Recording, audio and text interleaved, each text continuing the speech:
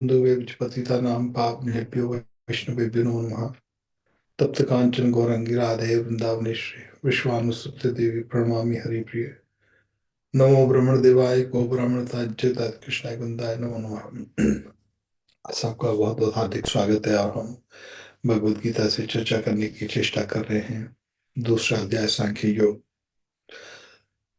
बहुत ही जो मशहूर श्लोक है, लोग महाभारत देखते थे, उसमें कर्मण्य अधिकारस्थे मा फलेषु कदाचित् माँ कर्म फल हेतु माते संगो कर्मणि। तो साधारणतः लोग इस जो श्लोक का जो अर्थ ये निकालते हैं कि जी बस कर्म करो और कुछ नहीं, बस जैसा भी है कैसा भी है कर्म करना है। मगर इसका जो वास्तव में भगवान कह रहे हैं, वो कहते हैं कर्म अधिकार अस्ति, तुम्हारा अधिकार है कर्म करना। कर्म अधिकार माँ फलेषु कदाचित्, मगर उसके फल के ऊपर आपका अधिकार नहीं है। जो भी हम 24 घंटे कर्म करते हैं, यहाँ तक मल मूत्र त्यागना वो भी कर्म है, सब एक एक कर्म। तो उस कर्म के फल के ऊपर हमारा अधिकार नहीं है। और वास्तव में हम देखें तो है भी नहीं। हम कोई भी कर्म करें उसका अच्छा फल चाहते हैं तो भगवान से या देवी देवता से प्रार्थना करते कि हमको उसका फल अच्छा मिले। कोई भी व्यक्ति ये नहीं चाहता कि उसका फल अशुभ मिले। तो इसका अर्थ ये हुआ कि कोई भी कर्म करते हैं हम उसका फल चाहते हैं। जो फल इसलिए चाहते हैं ताकि हमको उससे आनंद की प्राप्ति हो। मगर ठाकुर जी यहाँ कहते हैं कर्म में अधिकार थे माँ क्लेशु कदाचिन ना, फल के ऊपर तुम्हारा अधिकार नहीं है। माँ कर्म फले तो, अब तुम्हारा अधिकार नहीं है तो तुम सोचोगे कि मैं काम ना करूं। ये सभी नहीं है, तुमको कर्म भी करना पड़ेगा। अब हम भले फल मिले, अच्छा मिले या बुरा मिले, या हमको उसका नहीं पता, फिर भी हम कर्म करते हैं। तो यहाँ पर भगवान कहते हैं कि आपको कर्म करना है, उसका अधिकार नहीं है। आगे भगवान बताएंगे कि कर्म अकर्म और विकर्म क्या है। ठाकुर जी कहते हैं बोध व्यम अकर्म कर्म, बोध व्यम कर्म कर्म जो अकर्म बोध व्यम। आपको जानना पड़ेगा कि कर्म क्या है, आपको जानना पड़ेगा कि विकर्म क्या है, आपको जानना पड़ेगा कि अकर्म क्या है। जैसे मैंने पिछले सप्ताह बताया था कि हमको जानना पड़ेगा नियम क्या है, उस देश के क्या नियम है, क्या नियम पालन करने हैं, कौन से नियम नहीं पालन करने। तो इसी तरह भगवान के कर्मों के नियम है, उनको ये कहना गहना कर्मणो गति, ये कर्मों की गति बहुत गहन है। इसका अनुभव प्रत्येक व्यक्ति अपने जीवन में करता है। कैसी कैसी परिस्थितियां हमारे आगे आ जाती हैं, हर रोज आती हैं। परिवार के संबंध में कोई ऐसी परिस्थिति आ जाती है, व्यापार के विषय में कोई ऐसी परिस्थिति आ जाती है, सेहत के विषय में ऐसी परिस्थिति आ जाती है, सगे संबंधियों के प्रति ऐसी परिस्थिति आ जाती है कि हमको उसका उत्तर पता नहीं लगता क्या करें। और कोई ना कोई वस्तु हमको परेशान करती रहती है, हमको चिंता करती रहती है। तो यहां पर भगवान कहते हैं जब, हे अर्जुन, योगस्थ कुरु कर्माणि, जब तुम ये जो भी कर्म, क्योंकि संसार में जो भी कर्म व्यक्ति करता है अपने शरीर के लिए करता है, अपने शरीर के आनंद के लिए करता है। जो भी परिवार के दूसरे भी सदस्य हैं वो सेकेंडरी आते हैं, पहले मेरा मेरा जो शरीर को, मेरे को जो आनंद प्राप्त हो। तो भगवान कहते हैं इससे नहीं काम चलेगा। इसके लिए भगवान ने आगे श्लोक में कहते हैं योगस्थ कुरु कर्माणि, तुमको कर्म करना, कुरु कुरु कर्माणि। कुरु कहते हैं करने को, कर्माणि कर्म, तुमको कर्म करना पड़ेगा। कैसा कर्म करना? योगस्थ, योग जो भगवान के संग आपको जोड़े। योगस्थ, भक्ति योग सबसे बेस्ट। भगवान कृष्ण के संग जो कर्म जोड़े, उस कर्म को करना पड़ेगा तेरे को। और साथ में एक और बात कहते हैं भगवान, संगम त्यक्ता धनंजय, हे धनंजय तेरे को आसक्ति छोड़नी पड़ेगी। संग, संग दोष ये बहुत बड़ी चीज है। आसक्ति, आसक्ति छोड़नी पड़ेगी तेरे को। हमारे इस जो आसक्ति को लोग दो तरह लेते हैं। दो तरह के अध्यात्म जो आ, व्यक्ति होते हैं। एक होते हैं निराकारवादी, मुमुक्ष भी परित्यागी, जो मोक्ष केवल चाहते हैं, वो भगवान को नहीं चाहते, वो इस संसार को भी नहीं चाहते, वो बैकुंठ को भी नहीं चाहते। वो चाहते हैं कि हम इस संसार से छूट जाए। उनका एक सोच है कि शायद इस संसार में हमको इतना दुख मिला है, ये रूप से और गंध से, ये जितना भी आकार से हमको दुख मिला है, तो वो सोचते हैं कि अध्यात्म इसके उलट होगा, वहां पर निराकार होगा, यहाँ पर आकार है इसलिए दुख है। शायद हम जब ऊपर जाएंगे तो निराकार मिलेगा, उससे हमको सुख मिलेगा। ये उनकी उनकी गेस वर्क है उनका।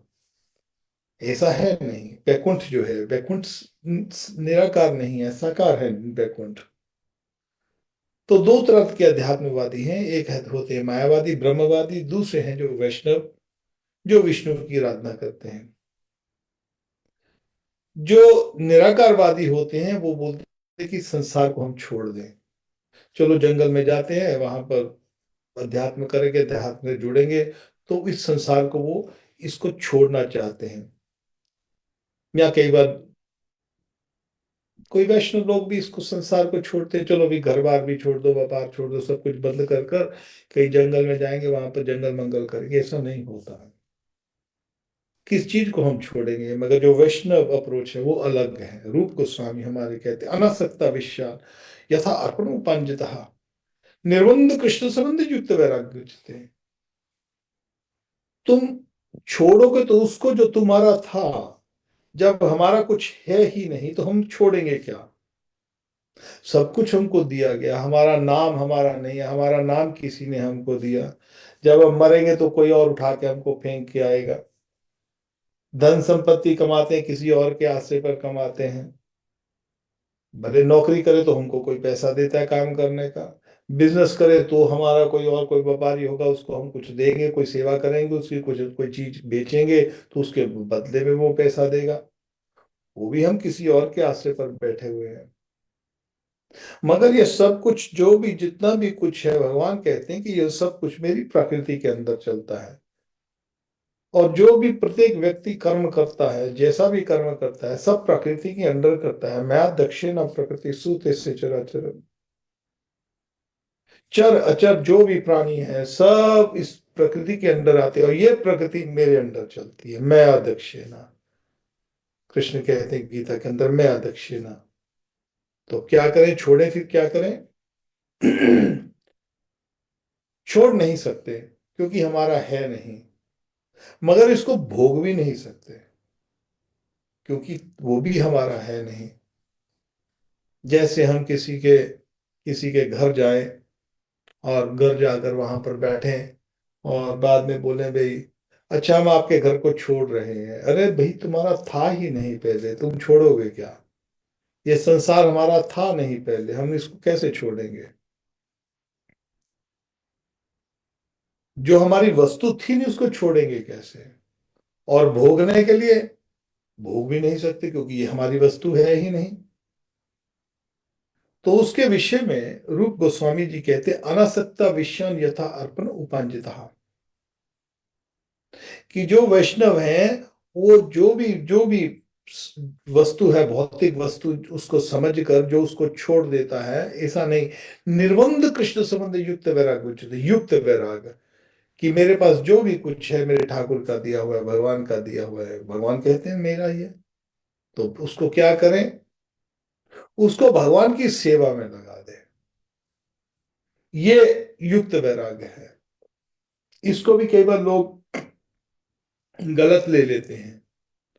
वो बोलते हैं जी, जैसे हमारे स्वामी प्रभुपाद ने भी एक बात कही है, बोले वो कुछ छोड़ना नहीं, आपका कुछ है नहीं, ये घर है, ये व्यापार है, ये दुकान है, जो कुछ भी है वो आपकी पहले थी नहीं, है नहीं, आगे रहेगी नहीं।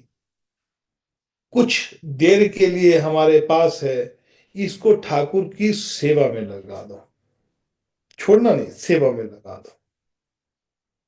जैसे घर में हम पकवान बनाते हैं, तो साधारण लोग जो होते हैं वो पकवान बनाते हैं घर में, जो भी रसोई वगैरह बनाते हैं उसको उसको देखते हुए आज ये खाएंगे वो खाएंगे, उनका मन कोई ये खाने को कह रहा है, कोई ये खाने को कह रहा है। मगर जब वैष्णवों के घर रसोई बनती है, वो किसी परिवार के मेंबर के लिए नहीं बनती, वो रसोई बनती है ठाकुर के भोग के लिए। आज हमारे भोग, आप हमारे ठाकुर क्या खाएंगे आज? भले पति पत्नी भी डिस्कस करें भी आज भोग क्या लगाना है, आज क्या भोग लगा रहे हो, भोग लगाने के लिए तो ठाकुर के भोग के लिए सब कुछ करता है। इसको युक्त वैराग कहते हैं। छोड़ना नहीं मगर अपने लिए भोगना भी नहीं। कई बार लोग क्या करते हैं कि वो वैष्णव के तिलक तिलक कंठी माला है मगर अभी आसक्ति फंसी पड़ी है संसार में, बोलते नहीं छोड़ना नहीं, घर है जी, घर भी हमारा है, परिवार भी, सब कुछ जो धन संपत्ति और घर छोड़ के भी चले जाए, बाद में मंदिर, कोई मंदिर बनाया तो मंदिर के प्रति आसक्ति हो जाती है। वो भगवान के बारे में नहीं सोचते हैं, वो सोचते हैं ये मेरा मंदिर है। उसके लिए लड़ाई झगड़ा, कई बार कोर्ट केसेस भी चलते हैं लोगों के आपस में।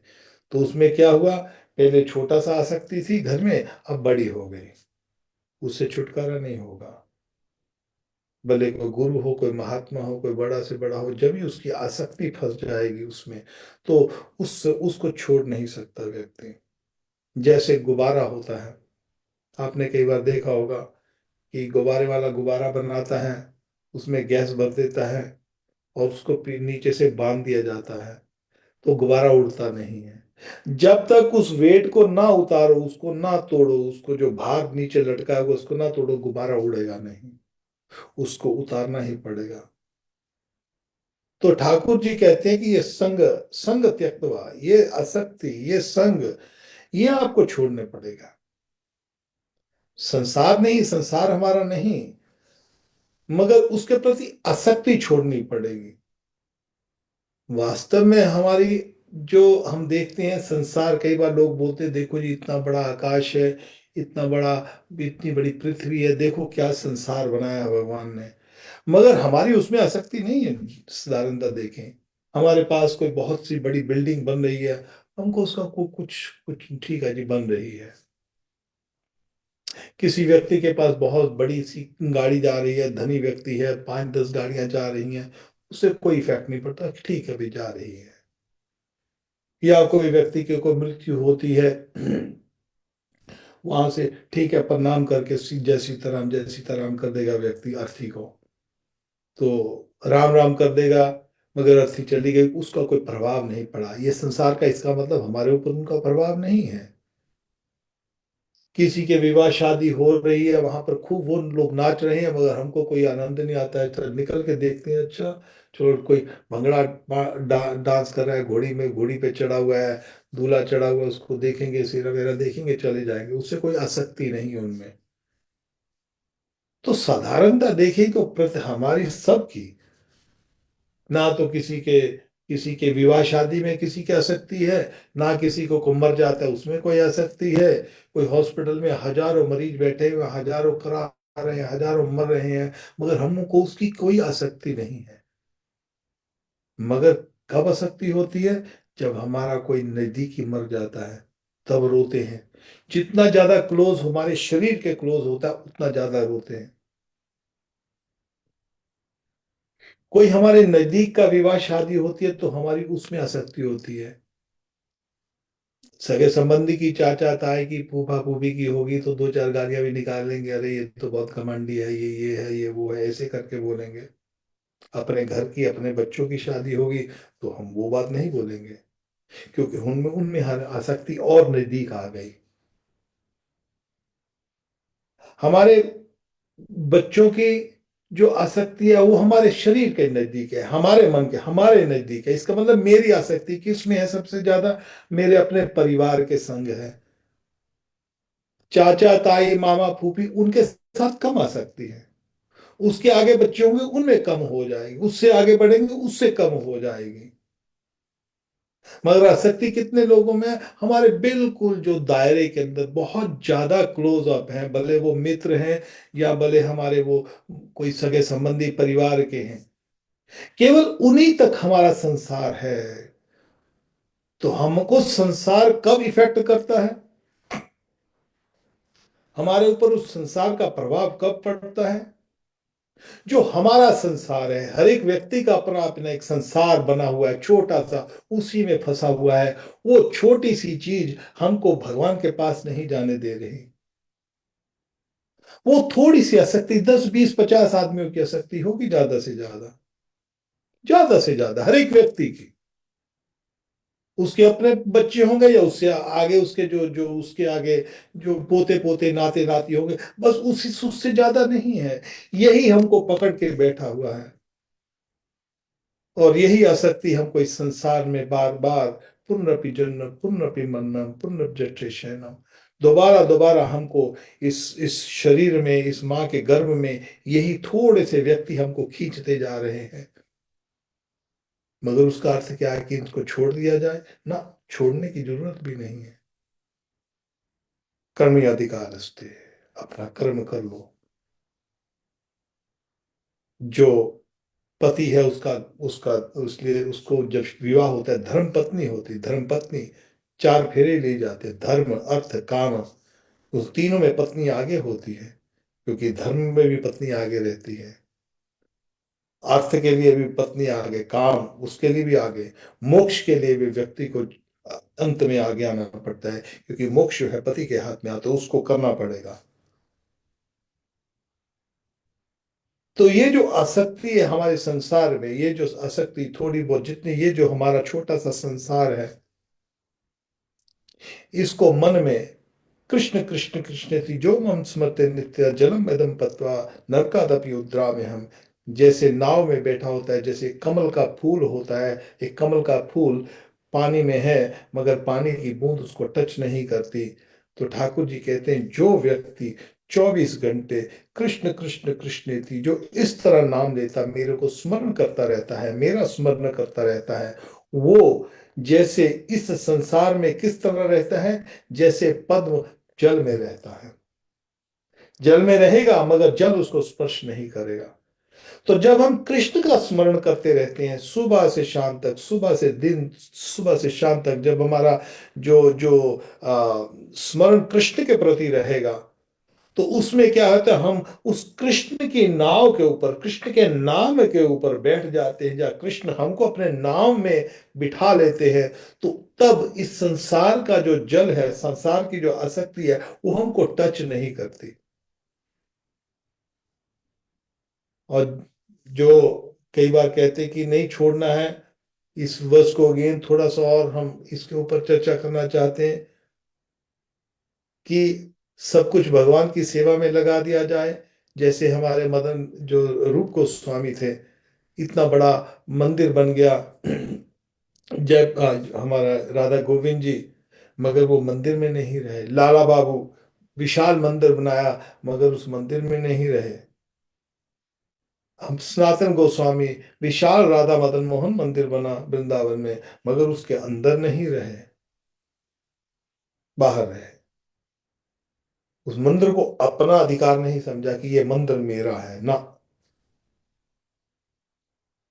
इस तरह की जो आसक्ति होती है, ठाकुर की सेवा जो होती है, इसको ठाकुर की सेवा कहते हैं। और मंदिर बना के अपना अधिकार बना दिया जाए तो वो सेवा नहीं है, वो अपनी हमारी काम वासना है। तो उसके लिए भगवान कृष्ण, इसके लिए हम, इसीलिए भगवान कृष्ण ने कहा है कोई चीजें छोड़ने के लिए हमको, हमको हम संसार हमारा नहीं है, हम नहीं छोड़ सकते, मगर इनके प्रति जो आसक्ति है, जो बच्चे हैं, जो पति है पत्नी है, वो माया नहीं है, भगवान के जन हैं। जो जो पत्नी है वो भी वैष्णव है, पति भी वैष्णव है, बच्चे भी वैष्णव है। अब सब वैष्णव है, सब भक्त हैं, तो वो माया कैसे हुई? तो उनको छोड़ने की क्या आवश्यकता है? परिवार वैष्णव है, बच्चे वैष्णव हैं, बच्ची वैष्णव है, बच्चा वैष्णव है, सब लोग वैष्णव है। भले भक्ति कोई दो बच्चा भले 2 माला करता हो, कोई बात नहीं, मगर उसकी आस्था तो है ना भगवान में। जिसकी भी आस्था भगवान में, वो भक्त है। ये मत सोचना कभी भी ये दीक्षा विक्षा लेके भक्त बनते हैं, दीक्षा विक्षा लेके कोई भक्त नहीं बनता। भक्त बनता है केवल भगवान का नाम जप करने से। उसके आगे हम बाद में और चर्चा करेंगे। भगवान का जो भी भगवान में जिसकी आस्था है वो भक्त है, और सब भक्त है तो भक्त को छोड़ने की आवश्यकता नहीं है। मगर उनके आसक्ति, उनके उनके उसके लिए भगवान ने कहते हैं निर्माण मोह जित संग दोषा। भगवान ने कहा है 15 अध्याय में बताया भगवान ने किस चीज को छोड़ना पड़ेगा हमको इस जीवन में। वो बोलते निर्माण, हमको मान के लिए हमारा कोई मान आदर सत्कार ना करे और हमको मन को दुख लगे, इस बात को छोड़ना पड़ेगा हमको। इसके लिए अभ्यास करना पड़ेगा। कई बार लोग बोलते हैं, कैसे छोड़ दे एक दिन में? नहीं, ये एक दिन का काम नहीं है। भगवान की भक्ति जो है ये मत सोचना एक गुरु जी आया उसने मकान में मंत्र फूंक दिया बस हो गया भक्त बन गया, ऐसे भक्त नहीं बनते। तिलक लगा लिया कंठी माला पहन ली भक्त बन गए, ऐसे भक्त नहीं बनते। इसके लिए जन्मों जन्मों की हमारी जो हमारे ऊपर मन के ऊपर मैल चढ़ी पड़ी है, जन्मों जन्मों की, वो एकदम धुल जाएगी क्या? अरे कितने अनाथ काल से हम कितने कर्म चक्रों में फंसे पड़े हैं। अब हमको अवसर मिला है, ठाकुर जी ने अपने चरणों में लगाया है।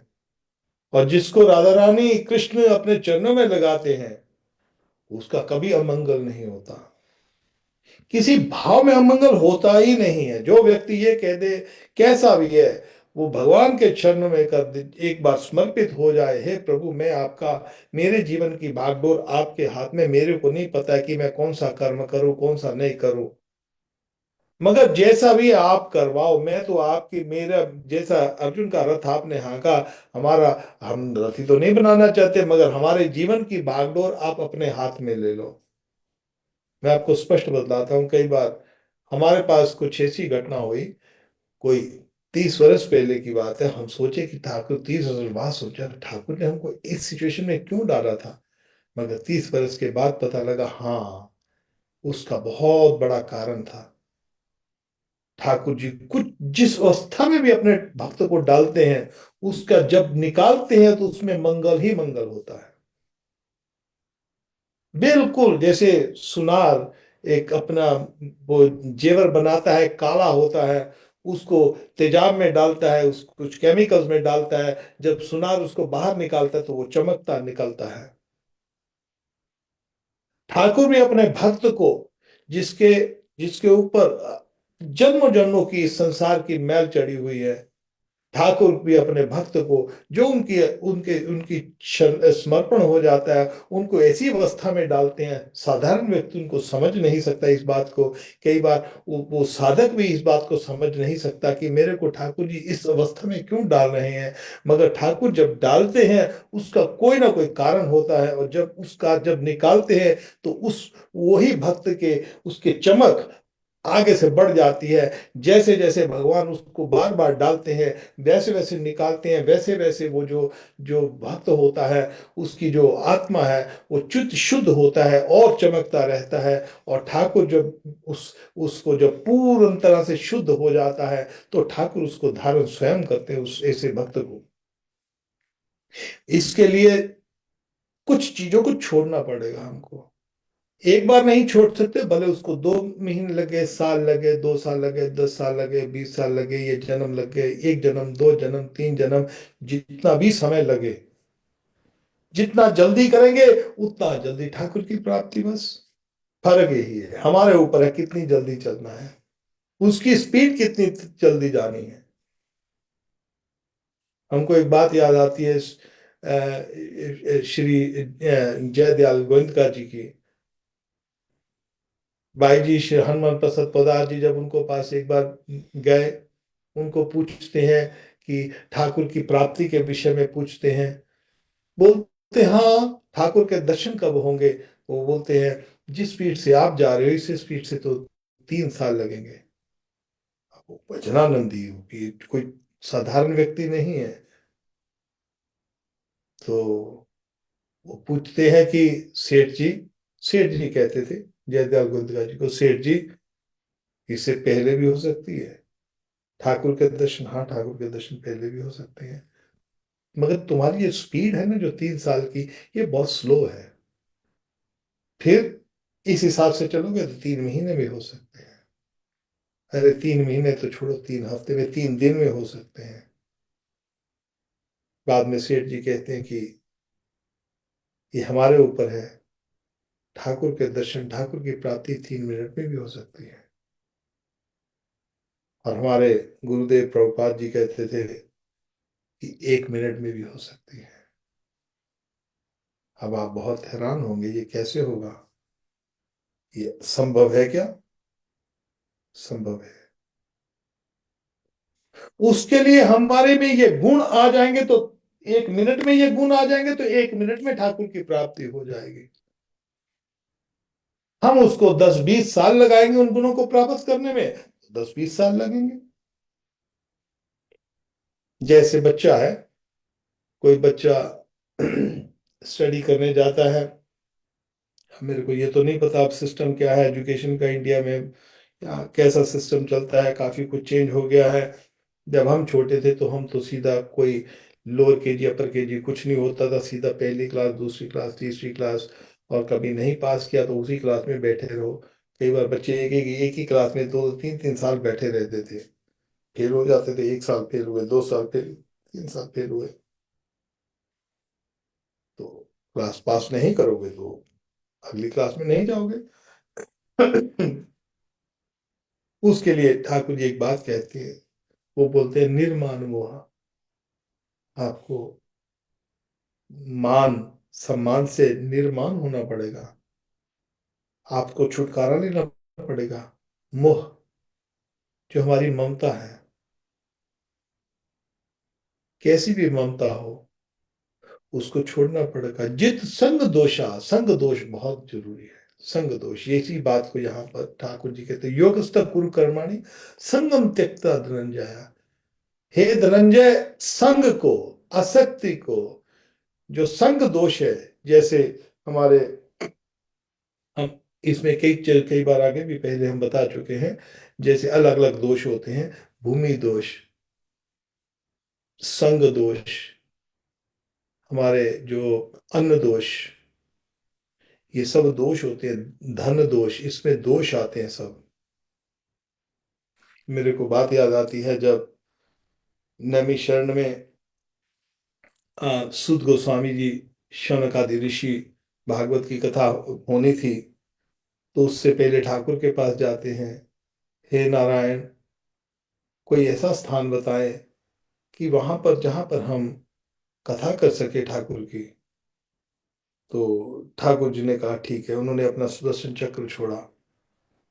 बोलते जहां पर ये जाकर सुदर्शन चक्र रुक जाएगा, वही उत्तम स्थान होगा, जो कि दोष रहित स्थान होगा। वहां पर कथा सुनना, वहां पर कथा हुई होगी सूत गोस्वामी जी की। तो वो जो सुदर्शन चक्र था, वो चक्र तीर्थ जो नैमिषारण्य है, वहां पर आकर रुक जाता है, तो वहां पर कथा हुई थी। क्योंकि वो जगह, वो भूमि बहुत पवित्र थी। भूमि के ऊपर बहुत इफेक्ट होता है। श्रवण के लिए भी ऐसा हुआ था। श्रवण जब एक बार अपने माँ बाप को कंधों पर उठा के लेके जा रहा था, एक जगह पे पहुंचा, तो वहां पर उसका मन चेंज हो गया। भूमि दोष थी, वो जगह अपवित्र थी। तो वहां पर जगह पर बैठकर उसने माँ बाप को बोला, मैंने बहुत आपकी सेवा कर लिया, बस अभी बस हो गया, ये है वो है। तो माँ बाप ने सुना। तो साधारणतः हमको हमारे बच्चे कई बार ऐसा बोल देते हैं तो बहुत मन दुखी लगता है। मगर उन्होंने कहा, बेटा एक काम करना, ठीक है आप हमको सेवा नहीं करनी तो कोई बात नहीं। अब एक काम करो, हमको थोड़ा सा इस गांव से, ये कौन सा गांव है बोलते, ये वाला, अच्छा इससे बाहर ले जाओ हमको। वो गांव से बाहर ले गए। जब गांव से बाहर गया तो उसका मन वापस चेंज हुआ। क्या हुआ? भूमि दोष था वहां, उस जगह पर। कई लोग इस कथा को दिल्ली के साथ जोड़ देते हैं, बट हम नहीं सोचते ऐसा होगा। कोई जो भी होगा, जो भी जगह होगी, तो वहां पर भूमि दोष के कारण जब वहां से निकला तो माँ बाप से बहुत माफी मांगता है। अरे देखो कितना कितना दुष्ट हूं मैं, इन्हें आपको ऐसे ऐसे आप वचन कहे आपको। कोई बात नहीं बेटा, होता है कई बार। शरबन माना नहीं, माँ माँ बोलती बेटा उस जगह में दोष था। अरे नहीं माँ, ऐसा थोड़ी हो सकता है, मेरे में ही दोष था, मैं ही पापी हूँ, मैं ही गलत हूँ। क्योंकि भक्त है ना वो, तो भक्त की व्यथा ऐसी होती है। मगर दिखाने के लिए तो एक बार फिर वहां पर घर में ऐसे ही माँ बाप ने जिस जगह पे भी, जिस कुटिया में भी रहते होंगे, वहां पर जब उन्होंने जब भोजन बनाया, तो उसके बाद में फिर वैसे ही उसको भूत चढ़ गया उस बात का। जब भूत चढ़ा ऐसे, फिर वो माँ बाप को ऐसे जब बोला, तो तब माँ बोलती बेटा तेरे को पता है, तेरे को मैंने भूमि दोष के बारे में बोला था। बोला हाँ। तो बोला उठो, आज तुम उस मैं थोड़ी सी मिट्टी तेरे को दिखाने के लिए वहां की ले आई थी। इस आसन पे तो बैठा है, उसी मिट्टी पे बैठा हुआ है। तो इसको कहते हैं भूमि दोष। इसी तरह धन दोष होता है। कई बार कोई व्यक्ति धन देता है किसी साधु को, महात्मा को, देखते हैं कि वो महात्मा का दिमाग खराब हो गया, क्योंकि उसमें उस धन में दोष होता है। जब दान देते हैं ना, साधारणतः लोग उसमें मर जाते हैं। कारण क्या होता है? धन में दोष होता है। जिस व्यक्ति ने धन दिया उसका पाप साथ में चलेगा। इसीलिए कहते हैं जी, जाओ इसको यहाँ दान दो, वहां पर दान दो, इस साधु को दान दो, उसको दो, वहां पर ये करो, क्योंकि उससे हमारे पाप, हम पापों से निवृत्त होते हैं। अब जो ले रहा है उसको पचाने की शक्ति होनी चाहिए। कभी उसमें तो उसके अंदर पचाने की शक्ति है, भजन है उसके पास, तो उसके पाप को खा लेगा, उसको उसका प्रभाव नहीं पड़ेगा। मगर भजन में शक्ति नहीं है उस साधु के, और लोगों का धन ले लिया, तो वो गिर जाएगा। देखते हैं कई बार साधु गिर जाते हैं, इसी बात से गिरते। कारण क्या होता है? धन दोष। अन्न में भी दोष होता है। जैसा खाए अन्न वैसा होए मन। भगवान ने विषय खाए अन्न मलिन होए मन, चैतन्य महाप्रभु ने कहा है। इसलिए बड़े ध्यान से खाना चाहिए, अन्न किसी का जूठा नहीं खाना चाहिए। और आजकल तो आपको पता है कि मुसलमान लोग बाहर थूक खूब थूकते हैं अन्न में हिंदुओं के लिए। तो इसलिए ऐसा किसी जगह पे ऐसा बड़ा सोच समझ कर अन्न खाना चाहिए। हो सके तो अपने घर में साथ, जहाँ पर कभी जाते हो तो साथ में लेके जाइए। नहीं है तो कोई ऐसी जगह जाके जहाँ स्वच्छ मिले, किसी मंदिर में खाए या किसी ऐसा जगह पर साथ खाया जाए। धन दोष, अन्न दोष। इसी तरह संग दोष होता है। संग दोष बहुत महत्वपूर्ण है। स्पर्श दोष, स्पर्श, ये स्पर्श हुआ, सत्यानाश हो गया। स्पर्श जितना भी हो, इसीलिए हमारे जो शास्त्रों में जो आप देखते हो कि हमारे में नमस्कार होता है। नमस्कार दूसरे करते थे, नमस्ते नमस्ते नमस्ते, नम मैं नम, अब से निमन होकर, झुककर उसको प्रणाम करते हैं। क्यों? ये हमारे इतनी अच्छी संस्कृति है कि नमस्ते का अर्थ बहुत बहुत गहरा नमस्ते का अर्थ है। नमस्ते का अर्थ जब हम उसको एक एक भाव से झुक कर दूसरे व्यक्ति को, क्योंकि वो भी भगवान का जन है, हरिजन है। हरिजन का अर्थ ये नहीं है जो जो गांधी ने बना दिया है। हरि का जन, हर एक व्यक्ति हरि का जन है। और हरि का जन समझते हुए कि ये भी वैष्णव है, उनको प्रणाम किया जाता है। तो इसलिए हमारे शास्त्र में नमस्ते का शब्द जो है, नमन होकर किसी को प्रणाम किया जाता है। और स्पर्श दोष जो होता है, संग दोष होता है। जब भी जैसा जैसा हो संग वैसा हो रंग। तो चोर के संग में रहने लग जाएंगे तो चोरी की आदत पड़ जाती है। शराबी के संग रह जाते तो शराबी की आदत पड़ जाती है। तो भक्त के संग में रहने से जो भक्ति आपकी उजागर होती है। तो इसलिए ऐसे संग ऐसा होना चाहिए कि हमको जो भक्तों के संग, कई बार इसीलिए देखते हैं कई लोग, कई बार जो धन संपत्ति के विषय में दिखावट में, उसने अच्छा इतना विवाह किया, हम भी इतना करेंगे, उसने इतना पैसा लगाया हम ऐसा लगाएंगे, उसने इतने लोगों को दिखाया, हम भी ऐसे करके विवाह शादी करेंगे धूम धड़क्के से, भले उधार लेके करें कैसे भी करें। तो उसमें अपनी प्रतिष्ठा के लिए, दिखावे के लिए, ये किसका दोष होता है? संग दोष। क्योंकि वैसी अवस्था में रहता है, वो देखता है कि मैं भी अपने आप को संग दोष। तो मगर अब भक्ति के अंदर दो काम करने पड़ेंगे हमको। साधारणतः लोग क्या करते हैं, भौतिक संसार में जो जो अमीर है उसको देखते हैं, अरे ये बड़ा ज्यादा सुखी है, मैं भी ऐसा सुखी हो जाऊं। अमीर हो या किसी भी भाव में देखे, तो उसको ऐसे देख ऊपर देखते हैं भौतिक जगत में, तो वैसा बनना चाहते हैं। और भक्ति में जब आते हैं तो फिर तो बस वो फिर देखते हैं, देखो जी मैं ही बहुत भक्त तो मैं ही हूं बस, मेरे से ऊपर कोई और भक्त नहीं है। देखो, अरे ये तो कुछ नहीं है, खूब माला वाला पहनी, खूब तिलक विलक लगाया, ठीक है हम ही भक्त हैं ना। दो तरह देखना है। भौतिक जगत में जब देखना है, हमको भौतिक जगत में रहना है, तो अपने से निम्न को देखना है कि हमारे से नीचा कौन है। अरे मेरे पास इतना भगवान ने दिया है, बहुत है। अरे किसी के पास तो रोटी खाने को नहीं है, और ठाकुर हमको 56 भोग रोज देते हैं, देखो कितना बड़ा है हम। अरे किसी के पास रहने की सुविधा नहीं है, ठाकुर ने मेरे को इतना छोटा घर दिया है, बहुत अच्छा है। संतोष। मैंने किसी ये शब्द जो संतोष अपने एक मैया के मुख से सुना, जो कि मैया बहुत उसको कोई बात हुई, तो मैंने उस मैया को किसी ने कुछ अपशब्द कह दिया या कुछ, और मैया बहुत सिद्ध साधु है। तो मैं मैया को बोला, मैया मैं बात पूछूंगा उसको, ऐसे करके बोला मैंने। तो ना ना ना ना, संतोष। तो उसका एक ही शब्द निकला बस, और कुछ नहीं बोलती हो। 3 4 बार उसने यही बात बोली, संतोष। तो तभी हमारे ब्रजमन बाबा हमारे संग हम बैठे, तो जब ऐसे मैया को सुना, तो बाबा भी वही बोले, बोले वो बाबा भी यही बोले, हम भी वही बोले, संतोष। ये उसमें क्या हुआ, क्योंकि वो पूरी तरह से संतुष्ट है वो व्यक्ति। वो मैया संतोष, बिल्कुल संतोष। तो संतोष, जब संतुष्ट होता है व्यक्ति, जब ऐसे भक्तों के संग, जो हमसे जो भौतिक संसार है, उस अपने से नीचे देख के अपने आप को संतुष्ट मानना, ठाकुर बहुत अच्छा है, आपने हमको बहुत अच्छा किया। और भक्ति में कभी नीचे वाले को नहीं देखना, ऊपर वाले को। नीचे भक्तों को नहीं देखना, ऊपर को देखना। अरे अरे उसके पास इतनी भक्ति, अरे इतना इतना नाम जप करता है, अरे क्या क्या क्या ठाकुर की लीला ऐसे। तो अपने से जो उच्च कोटि के भक्त हैं, भक्ति विनोद ठाकुर हमारे बहुत बहुत उच्च कोटि के भक्त हमारे हुए हैं।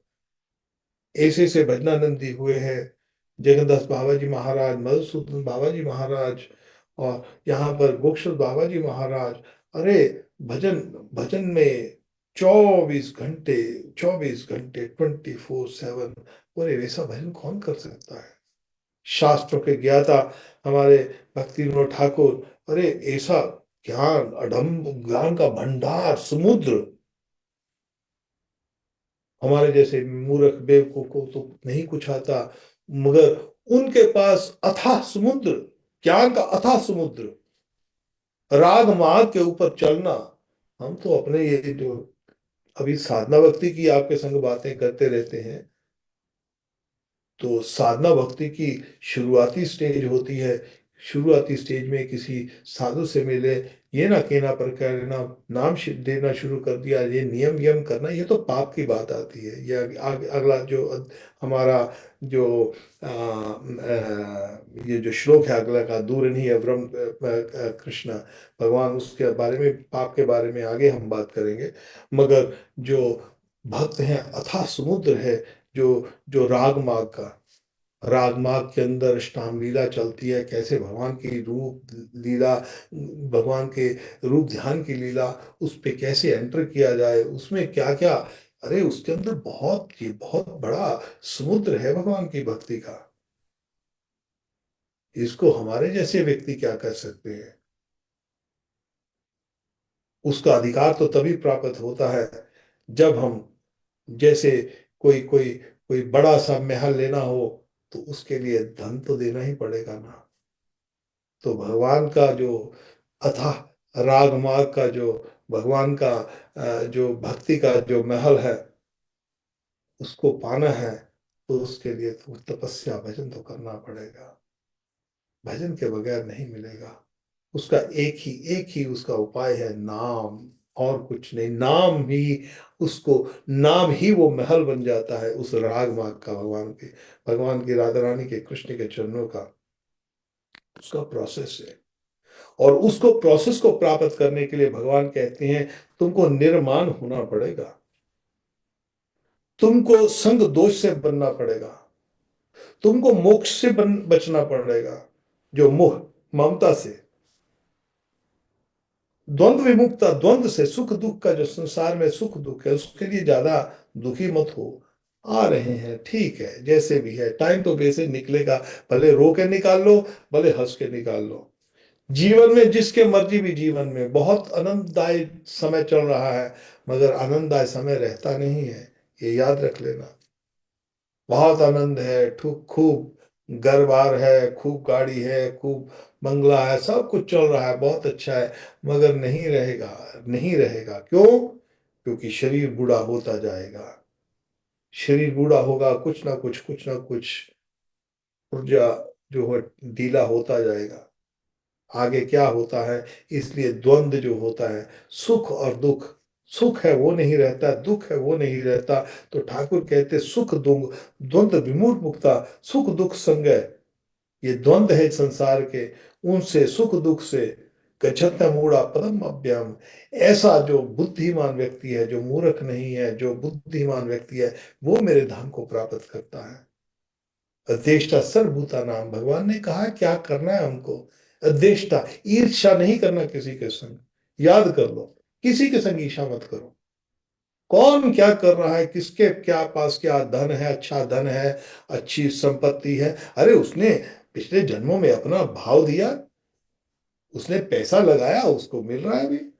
जैसे हम किसी जगह पे जाना है, किसी अच्छे होटल में रहना है, हम उसकी ऑनलाइन बुकिंग करते हैं, प्रीपेड कर देते हैं होटल में, वहां पर उतरते हैं, टैक्सी वाला आता है, टैक्सी वाला आके शॉफर ड्रिवन आएगा, आएगा जी, अरे होटल वालों ने भेजा, क्यों? हमने पैसा पे किया हुआ है उनको एडवांस में। कहीं पर भी जाना है, एडवांस में हमने होटल बुक किया, विद शॉफर ड्रिवन गाड़ी होनी चाहिए, बड़ी सी लैम्बोर्गिनी आ जाए तो हम लैम्बोर्गिनी के पैसे दे देंगे उनको, तो आएगी, लैम्बोर्गिनी आएगी एयरपोर्ट के ऊपर, और आपको चले जी, और आपको 5 स्टार होटल में लेके जाएगी, क्योंकि आपने पैसा 5 स्टार होटल को ऑलरेडी पेड कर चुके, प्रीपेड है।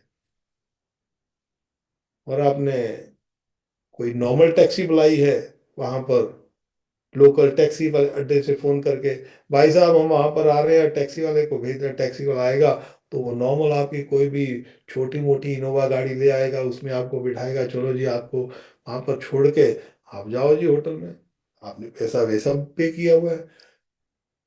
नहीं पे किया हुआ है तो वहां पर उतरो, और वहां से टम टम पकड़ो, 3 व्हीलर पकड़ो, और फिर टुक टुक टुक टुक टुक टुक करते आओ होटल में पहुंचो, क्योंकि आपने पैसा टुक टुक वाला दिया है। तो संसार में जिस व्यक्ति के पास, हमारा कोई फूफा है, मामा है, चाचा है, ताया है, भाई है, बंधु है, बहन है, जिस जिसने पहले पहले प्रीपेड, जो जो प्रीपेड किया, उसको ये जीवन में वो मिल रहा है। तो जिसको जैसा सुख मिल रहा है उसको बधाई हो, मुबारक हो, जिसको वैसा दुख मिला उसको। तो हर एक व्यक्ति, किसी से ईर्ष्या मत करो, करो ही मत ईर्ष्या, सोचो ही नहीं, ध्यान भगवान की तरफ। तो इसलिए जब इस भाव से हम सोचेंगे, देष्टा हो जाएगा, देष्टा सर्वभूत नाम, किसी से ईर्ष्या नहीं करना, क्योंकि सबने अपने अपने प्रीपेड पैसे दिए हुए हैं। तो इसलिए ईर्ष्या विहीन बनना पड़ेगा, मैत्रा करने, सबसे मित्रता रखो। कोई अच्छा से बुलाएगा तो बहुत बढ़िया, नहीं बुलाएगा तो भी बहुत बढ़िया। तो इसलिए मित्रता के हिसाब से, किसी से बैर भाव, भगवान कहते ये मत करो। करुणा ये विच, करुणा, दया, जब हम किसी को देखते हैं बहुत दुखी, किसी तरह का भी दुख देखे, तो उसके लिए हमारे मन में ये उत्पन्न होना चाहिए, ओहो देखो कितना बेचारा, ये ये ये ये भोग रहा है, इसने कर्मों में, ठीक है कोई बात आ गई, उसने पैसे वैसे दिए नहीं, अभी आके टमटम मिल रही है, टुक टुक मिल रही है, रिक्शा मिल रही है, किसी के पास वो नहीं है तो पैदल चल के आओ।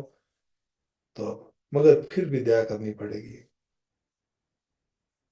किस व्यक्ति के ऊपर देखो कितना कष्ट है। यहाँ पर मेरे को याद है एक बार, वृंदावन में एक बार मेरे फ्लैट में कोई कोई पेंटिंग करने वाला लड़का आया कोई, और बहुत कष्टदायक था बेचारा, बोलता उसको पता ही नहीं था उसका माँ कौन है, उसका बाप कौन है, उसका नाम तक नहीं उसको पता है। पैदा हुआ,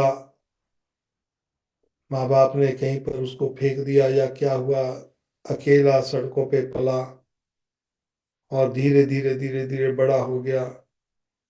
कहाँ से खाया, मांग कर खाते खाते, या किसी ने दे दिया, कैसे करते करते बड़ा हो गया। आज 18-20 साल का हो गया, 22 साल के बाद अब उसको पता लगा भी संसार में रहना है, स्कूल में पढ़ा नहीं कहीं पर, जाकर वो लड़का अब बेलदारी करने लग गया। बे भीख मांगने से तो अच्छा है ना मैं काम कर लूं, जब मैं हष्ट पुष्ट हूं तो मैं क्यों भीख मांगू। तो वो लड़का रंग का काम सीख गया, रंग करने लग गया। तो जब काम करते, कई बार कुछ पूछ लेता था अध्यात्म के विषय में, तो लड़का रोता था कई बार मेरे पास, बोलता था मैं यमुना के किनारे हर रोज आकर बैठ जाता हूँ, वहां पर सोचता हूँ कि ठाकुर, कैसी अजब लीला है कि मैं इस संसार में अकेला दुखी हूँ। मेरे को ये नहीं पता मेरा कौन माँ है, कौन बाप है, कोई भाई है, कोई बंधु नहीं है। और वो दुख का अनुभव कर रहा है। तो आप सोचिए कितना व्यक्ति, कितना उसका वो जो वो दुख है आपके हृदय को टच कर रहा है, आप उसकी सहायता कैसे कर सकते। तो ये जो ये जो आपके करुणा का भाव है, जब ऐसे कई बहुत बहुत लोग ऐसे हैं, कितनी माताएं ऐसी हैं। यहाँ पर हमको याद है एक बार, यहीं पर पुलिस चौकी जो है, यहाँ पर केशव कुंज के बाहर, हमने अपनी आंखों से देखा, कोई बड़ी सी इनोवा गाड़ी चल रही है, और अच्छी गाड़ी, उसमें से एक बुढ़िया को उतारा इनोवा वालों ने, और उस गाड़ी को भगा के ले गए।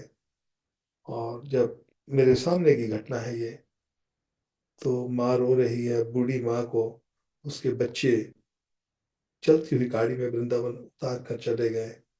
उसको ये भी नहीं पता मेरे बच्चों का फोन नंबर क्या है, गाड़ी का है, और अकेली माँ बेचारी। तो यहाँ पर एक जयपुर से एक माता जी थी, फिर उसने जब पता लगा कि ऐसे ऐसे करके छोड़ के चले गए अपनी माँ को, तो फिर वो एक आश्रम में लेके गई। उस आश्रम में उसको जाकर कपड़ा लत्ता कंबल वगैरह जो भी दिया, रहने के लिए वहां पर उसका अरेंजमेंट किया, रहने का, पापड़ी चौराहे पे उसका। तो फिर इस तरह उसको, तो कितना देखो दुख, कैसे कैसे दुख व्यक्ति के सामने आ जाते हैं, इसको करुणा। भगवान कहते हैं कि मेरे को कौन सा भक्त प्रिय है, जो भक्त किसी से ईर्ष्या नहीं करता, जो भक्त सर्वभूताना, सर्वभूता से मैत्री, सबसे मैत्री, उससे दुश्मनी लो ही मत किसी से। कोई बोल के चला जाता है तो ठीक है, हाथ जोड़ कर ठीक है भैया तू बोल के चला जा। और ये हमने देखे, हमने खुद भी, हम ये नहीं कह रहे कि हमने इन चीजों को नहीं किया, हमने भी ईर्ष्या, हमने भी सबको अनुभव किया हुआ जीवन में। मगर एक जीवन में समय आ जाता है आपके, कि आप सोचते कि क्या है, क्यों करना है, किस बात के लिए करना है। जीवन छोटा है और हमको भगवत प्राप्ति करना है, ताकि ये 4, 5, 10, 10, 20 जो व्यक्ति, जो संसारी व्यक्ति हैं, उनके लिए हम अपना, जो हमारा गुब्बारा भगवान की तरफ उड़ने वाला है, उसके अंदर वेट तोड़ दो ना, इसको वेट को। तो भगवान कहते हैं अधेष्ट सर्वभूतानाम, इसको छोड़ना पड़ेगा। अधेष्ट सर्वभूतानाम मैत्रा मित्रता करुणा एवच निर्मम हो। अपने को जो निर्ममो कहते हैं कि जिस ये मेरा है, उसमें अपनी, अपने अपना अधिकार, वो नहीं, निर्मो निरअहंकार, अहंकार छोड़ना पड़ेगा हमको। किस बात का अहंकार है? पैसे का, धन का, संपत्ति का, अपने सुख का, वैभव का, शरीर का, रहने वाला नहीं है, जाएगा, आज नहीं तो कल को जाएगा। और ये शरीर के ऊपर, कई बार मैं बोलता हूँ जब मरेगा, मर जाएंगे तो राम नाम सत्य, वही बेटा, वही आपके सिर में डंडा मार के कपाल को तोड़ेगा। बोला तोड़ो जी इसका तोड़ो, अपने बाप का सिर तोड़ो, पंडित ही बोलेगा। कपाल पे भी लाठी लगाओ, कपाल के ऊपर खोपड़ी को तोड़ो अभी। तो इसलिए अहंकार, किस बात का अहंकार? सुख दुख क्षमी, क्षमा। कोई व्यक्ति अपराध करता है, मन से क्षमा कर दो, क्योंकि नहीं तो भार पड़ा रहेगा हमारे सर के ऊपर। वो भार हमको इस संसार में फंसा ही रखेगा। संतुष्ट, संतोष, जैसे मैंने पहले बोला, सततम योगी आत्मा दृढ़ निश्चय, दृढ़ निश्चय के साथ भगवान की भक्ति करते हुए, मैं अर्पित मनोबुद्धि, जो भगवान कहते हैं मेरे को अपनी मन और बुद्धि मेरे को दे देता है। अपनी मन और बुद्धि ठाकुर के चरणों में रख दो बस। राधा रानी के चरणों में बंसी वाले को बोलो, हे प्रभु, मेरा मन और मेरी बुद्धि आप ही ले लो। फिर भगवान कहते हैं ऐसा जो भक्त होता है, मद भक्त से मैं प्रिय है, जो अपना मन और बुद्धि मेरे को दे देता है ना। धन संपत्ति से इतने ठाकुर प्रसन्न नहीं होंगे, धन संपत्ति तो वो उन्होंने दिया आपको। हमको, हम बोलते जाके जी हमने धन संपत्ति कर दी, हमने दान कर दिया, हमने मंदिर बना दिया, हमने 4 मंदिर बना दिए, हमने 50 मंदिर बना दिए। अरे बड़े 1000 मंदिर बना दो, तेरे को देने वाला कौन है धन? उन्होंने धन दिया,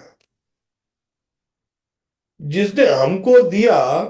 मगर ठाकुर फिर भी बड़े बेचारे हमारे इतने दयालु हैं, इतने दयावान हैं कि पत्र पुष्पम फलम तोयम जो में वक्ता पृच्छति। वो बोलते कुछ नहीं है, पत्र दे दो, तुलसी का पत्र, थोड़ा सा जल दे दो, फल फूल दे दो, मैं तो उसी को धारण कर लेता हूँ।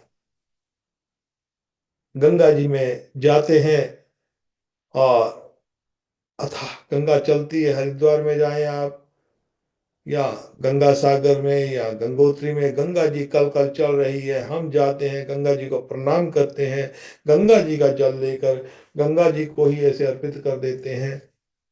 जल किसका था? हम लेके आए थे जल ना, जल गंगा जी का, गंगा जी को देकर गंगा जी के पूजक बन गए बस। उसी तरह ये संसार है, ठाकुर का दिया हुआ, ठाकुर को अर्पित कर देते हैं।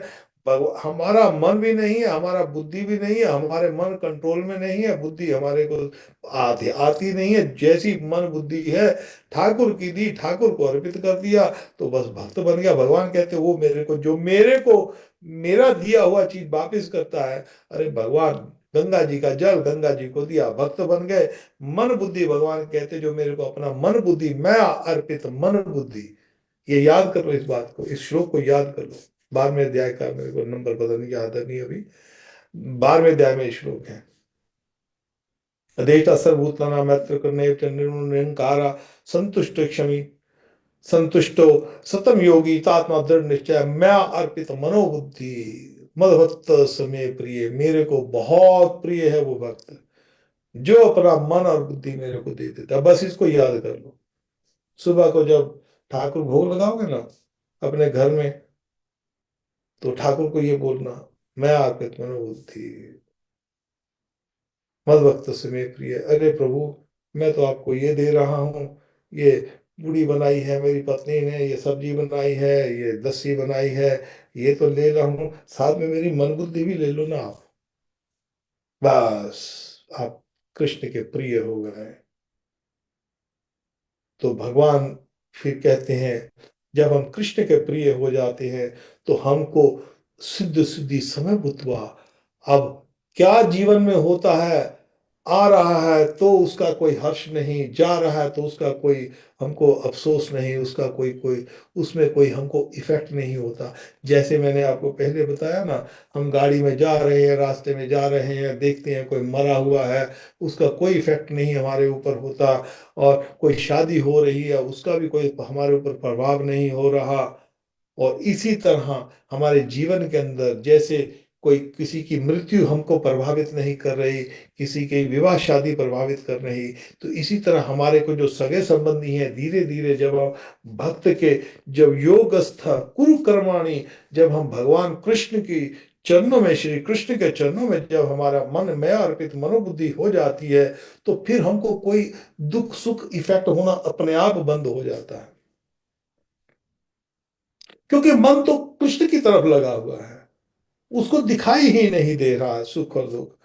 जैसे कोई कोई कोई लड़की या कोई युवा लड़की या कोई युवा लड़का जब किसी प्रेम में फंस जाता है, कोई लड़की किसी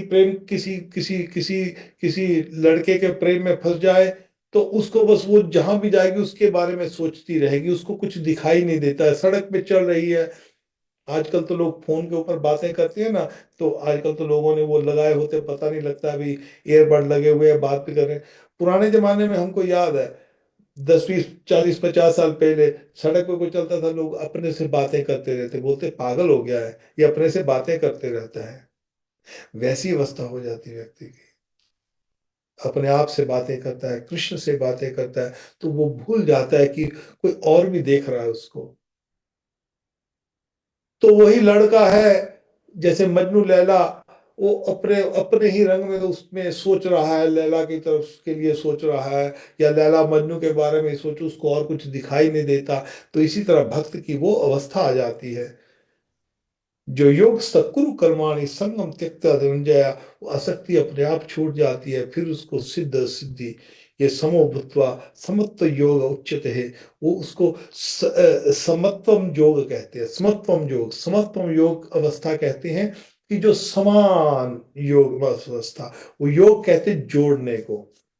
जब वो भक्त भगवान श्री कृष्ण के संग जुड़ जाता है, तो उसको उसकी वो कौन सी अवस्था पहुंच जाती है, समत्वम अब योग अवस्था पहुंच जाती है। उसमें उसको इफेक्ट होना बंद हो जाता है।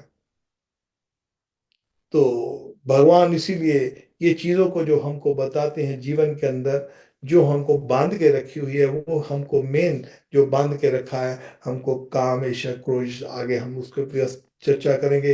ये चीजें हमको जो पकड़ के बैठी हुई हैं, इनको हमको छोड़ना है। और ये हमारे हमारे वश में, वैसे नहीं कहता हूं, मगर समझने की बात है, हमारी चीज है। हमारी बुद्धि हमारे संग चल रही है, हमारा मन हमारे संग चल रहा है, हमारी जीव हमारे संग चल रही है। हम किसी को तो नहीं कह सकते, मगर अपनी जीव को तो हम कह सकते हैं, हे जीव, तू मेरे मुंह में बैठी है, अरे तू कृष्ण कृष्ण का नाम क्यों नहीं ले रही तू। हम जीव को तो ये कह सकते हैं, ए जीव, कृष्ण का नाम कर, हरे कृष्ण कृष्ण कृष्ण हरे हरे, हरे राम राम राम हरे हरे। अपने कानों को तो हम कह सकते हैं, अरे कान, तू दूसरी चीजों को क्यों सुन रहा है, तू केवल सुनना है तो कृष्ण। तो तो इस तरह हम जो है अपने जीव को, अपने कान को, अपने मन को, अपने इंद्रियों को हम कृष्णमय बनाएं। और कृष्णमय बनाने के लिए भगवान कृष्ण ने हमको जो जो जो हमको निर्देश दिए हैं, और जो जो साधु है, जो महात्मा है, जो महात्मा का अर्थ ये नहीं है कि कोई दाढ़ी वाड़ी हो तो ही महात्मा, कोई भी गृहस्थ है वो भी महात्मा है, जिसने भगवान का आश्रय ले लिया है वो भी महात्मा है। भगवान का समर्पित, पूर्ण समर्पित हो जाना, भगवान का अपना मन बुद्धि, मया अर्पित मनोबुद्धि। इस श्लोक के कुछ नहीं तो एक लाइन याद कर लो आप, मया अर्पित, मया मीन मैं, अर्पित मीन मया अर्पित, जो मेरे को क्या देता है, भगवान कहते हैं मन और बुद्धि, मया अर्पित मनोबुद्धि मद भक्ति। इस श्लोक को याद कर लो, जीवन में धार लो, हे प्रभु, मैं भी आपको, मेरा अपना मन मेरा भी अभी किसी और के में फंसा हुआ है, बुद्धि मेरी किसी और में फंसी हुई है, तो प्रभु इसको खींच के अपनी तरफ लगा लो। बस इतनी सी बात है। मेरा मन संसार में फंसा है, इसमें फंसा, उसमें फंसा है, इसको किसी ना किसी तरह आप खींच के लगा लो। मैं लगाऊंगा तो नहीं लगेगा मेरे से, मेरे में शक्ति नहीं है लगाने की। अरे आप तो संसार को चलाने वाले हो, इतने ब्रह्मांडों के स्वामी हो, आपके लिए मेरे एक छोटा सा तुच्छ जीव और उसके मन और बुद्धि को आप नहीं खींच सकते क्या? क्यों नहीं खींच सकते भगवान? मगर भगवान कहते मैं खींचूंगा तब, जब तू इस बात को मेरे मेरे लिए एक बार बोलेगा कि तू खींच, तब खींचूंगा, ऐसे नहीं खींचूंगा मैं। तो इसलिए ये भाव हमारे मन में आना चाहिए कि हे ठाकुर, मेरे को अपने चरणों में लगा लो। और उसके बाद आगे जो अभी श्लोक अपने था, मगर हम जो आगे का श्लोक आएगा, दूरनी अवरम कृष्ण बुद्धि जोगा जनन दया। भगवान कहते हैं कि जो निंदनीय कर्म उनको दूर रखना है। अब कौन कौन से निंदनीय कर्म को दूर रखना है और कैसे कैसे दूर रखना है, उसके लिए भी भगवान ने एक युक्ति दी है। कि पाप कर्म जो इस संसार में जिसके कारण हम दुख पा रहे हैं, भगवान कहते हैं दूरेण ही अवरम कृष्ण कर्मा। ये निंदनीय कामों को, पाप कर्मों को दूर रखना है। वो कैसे दूर रखना है, उसके लिए भगवान ने एक युक्ति दी है। और वो युक्ति जो है हम अगले बुधवार को करेंगे अपने गीता के काम प्रवचन में। और हम जो हमारे शुद्ध गोस्वामी जो शनिवार को हमारा जो स्तुति कर रहे हैं, शुद्ध गोस्वामी जी स्तुति कर रहे हैं भगवान श्री कृष्ण की। शनिवार को हम उस स्तुति के ऊपर हम चर्चा करेंगे। किसी का कोई प्रश्न है तो मैं ले सकता हूँ। किसी भक्त ने कुछ पूछना है या कोई प्रश्न है, आप अनम्यूट करके पूछ लीजिए।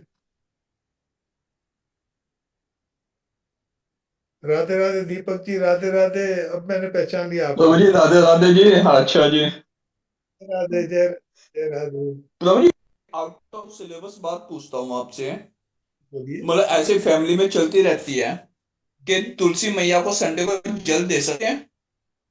हाँ, जरूर दे सकते हैं, संडे की कोई बात नहीं। ऐसे लोगों ने ये ये वैसे ही भ्रम डाले आवाज हुए। नहीं आ रही। एक सेकेंड, अब आ रही है आवाज आवाज? नहीं आ रही। नहीं, मेरी आवाज आवाज फुल है। नहीं। आप देखिए तो अपनी अपना देखिए, आपकी तरफ से कुछ हो गया है। आवाज मेरी नहीं आ रही आपकी। दूसरे वक्तों को आ रही है आवाज क्या? आपने अनम्यूट कर रखा है, आप अनम्यूट हो। नहीं नहीं, आई एम नॉट म्यूट। मैं अनम्यूट ही हूँ। आप हो गया। नहीं, हो हाँ, गया बस। कोई बात नहीं। जी, ऐसा है कि ये जो इतवार की बात है ये शास्त्रों वगैरह में नहीं है। बट जो वास्तव अच्छा। में मैं को भी कह सकता हूँ, मेरे को भी श्लोक का मेरे ध्यान में नहीं आ रहा है। क्या कि हाँ आप हाँ। आप द्वादशी को, हाँ जी। पूर्णमासी को लिख लीजिए ठीक है। कभी। द्वादशी को, पूर्णमासी को, संक्रांति को, और हम्म। और अमावस्या को। अच्छा। इन दिनों में कभी तुलसी को चयन नहीं करना। ठीक है। इन इन तुलसी को तोड़ना नहीं, पूर्णिमा को नहीं तोड़ना। ओके। और दो द्वादशियां, दो महीने में दो द्वादशियां होती हैं। हाँ जी। एक पूर्णिमा, एक अमावस्या, एक संक्रांति। ठीक है। तो संक्रांति लगभग 15 तारीख के, महीने के 15वें महीने के जब भी हाँ आती है जी। उसकी संक्रांति। तो 5 दिन महीने के अंदर तुलसी को चयन नहीं करना। तो आप एक दिन पहले ठीक है। रख लीजिए, जो तुलसी का चयन करना है समझ गया। तो एक दिन पहले रख लीजिए। और संडे को कोई ऐसी ठीक बात है। नहीं, भ्रम डाला हुआ है। शास्त्र में हमने तो कभी नहीं पढ़ा है कि संडे को, कभी कहते हैं तो ना तोड़ो ठीक। संडे को, क्या फर्क पड़ता है? मैं कब हम तो वृंदावन आया था ना, ये बात हालांकि मैं क्लियर करने भूल गया था। मैंने आज इसीलिए मेरे दिमाग में था, मैं कहा आपके आगे रखूंगा ये बात। नहीं नहीं, जरूर। हाँ, जल आप दे सकते हैं, जल में कोई प्रॉब्लम नहीं है, जल तो हर रोज देना दे सकते हैं ठीक। आप। ठीक है ना? ठीक है। श्रीनिवास ठीक ठाकुर है। जय राधे, जय राधे, जय राधे। श्री राधे। श्री हाँ, राधे श्याम। दीजिए, जरूर दीजिए। जल जल वगैरह की कोई बात नहीं है, तोड़ पत्ते को नहीं तोड़ते वो दिन। फिर कम, ठीक। काशी करना, आरती करना ये तो रोज करिए, मगर केवल तुलसी के ठीक है। पत्ते। और जब भी तोड़ना है तो इस उंगली से तोड़ना है पत्तों को। ठीक है जी। हाथ की ये वाली पहली उंगली, नॉर्मली हम हाँ जब जी। ये पहली उंगली से चयन करते हैं ऐसे ऐसे। हाँ और जी। सुबह, सुबह को, रात को नहीं कभी तोड़ना तुलसी को। नहीं नहीं नहीं। ठीक है। हाँ, ठीक है, जय राधे। श्री राधे श्रीनिवास, श्याम। हरे राधे श्याम, राधे राधे कृष्ण, श्याम। प्रणाम, राधे राधे प्रभु जी। राधे राधे श्रीनिवास ठाकुर, राधे बहुत राधे। बढ़िया कैसे प्रभु जी। कैसे? बता रहा। हाँ, बोलिए। अच्छी बात है प्रभु पूछ जी। लिया, बता दिया हमने। श्रीनिवास ठाकुर, क्या प्रश्न है? नहीं नहीं प्रभु जी, प्रश्न नहीं है। हरे माता जी कुछ कृष्णा। बोल रही है राधे राधे। माता जी बोल रही है कुछ? किसका, ठीक है। मेरा? हाँ जी, नहीं नहीं नहीं। तो ठीक है। ठीक है, तो हम शनिवार को जो है हमारे शुकदेव गोस्वामी ठाकुर जी की स्तुति कर रहे हैं, हम उसके विषय में हम शनिवार को भक्तों के संग मिलेंगे। निताई ठीक गौर, है। जय प्रभु, श्री हरि। जय राधे, जय श्री।